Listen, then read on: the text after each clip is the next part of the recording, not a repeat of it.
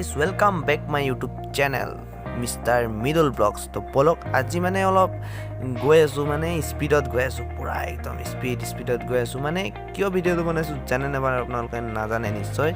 মানে ড্ৰেইন বনাই আছে টাউনত। তো সেই টাউনত কেনেকৈ বনায়, কি দি বনায় আৰু কি দি বনায়, তো অলপ আপোনালোকক ভিডিঅ'টো দেখুৱাম আৰু ময়ো নিজেও চাম নেকি। চাওক আৰু যেতিয়া ঢালাই দিয়ে বা বনোৱাৰ আগত কেনেকৈ বনায় চাওক।